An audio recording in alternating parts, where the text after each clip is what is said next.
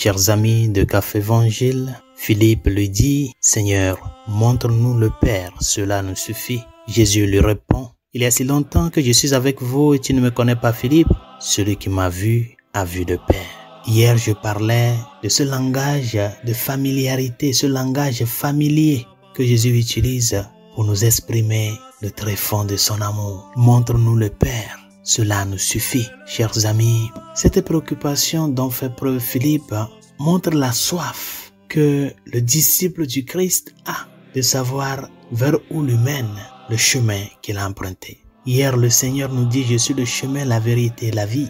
Mais ce chemin-là, ça nous amène où? Parce que c'est ça la préoccupation de l'homme, de savoir vers où il va, de savoir la finalité de ses œuvres, de savoir quel sera le point final. Où est-ce qu'il va y arriver, où il ne peut plus continuer la route qu'il est en train de faire? C'est pour cela cette question de Philippe vient nous montrer cette soif de savoir quel est l'ultime point de ce cheminement avec le Christ. Et nombreux sont ces chrétiens de nos jours aussi qui voient en la vie chrétienne, qui voient dans le cheminement chrétien juste un chemin. Ils ont oublié que ce chemin a en elle-même les prémices de la fin.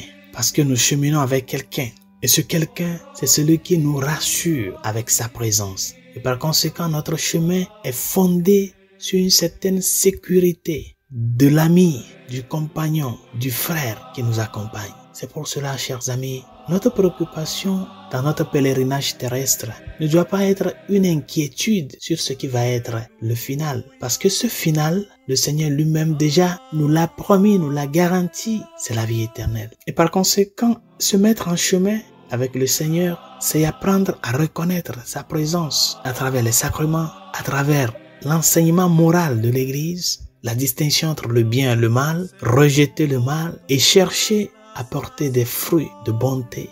Et cette capacité aussi de reconnaître que ce chemin, je ne peux pas le faire seul. J'ai besoin de la présence du Dieu fait homme, celui qui ne m'abandonnera jamais, mais qui est prêt à me donner le souffle pour ne pas désister en chemin. C'est pour cela il dit à Philippe, celui qui m'a vu a vu le Père. Celui qui est sur le chemin, celui-là est déjà dans la vérité et a déjà les prémices de la vie éternelle. Si nous arrivons à comprendre cela, chers amis, notre vie constante serait une lutte pour nous maintenir sur le chemin. Et s'il faut faire un sacrifice pour ne pas se détourner du chemin, pour ne pas abandonner la foi, s'il faut même donner sa vie, ne serait-ce que pour être accroché à Jésus-Christ, on le ferait. Si seulement nous avons cette conscience-là de que le cheminement chrétien est un cheminement qui nous donne déjà ici les prémices de la vie, cheminement qui se fait dans la vérité, notre première lutte serait que rien ne nous éloigne de ce chemin-là. Nous vivons dans un monde où aujourd'hui, vivre comme chrétien signifie accepter porter la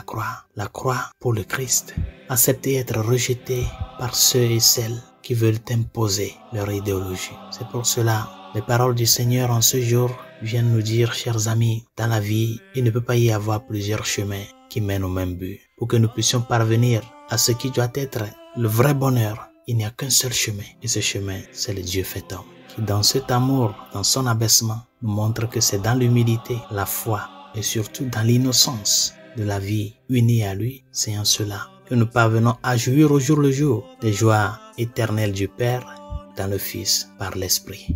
Bonne journée, Dieu vous bénisse.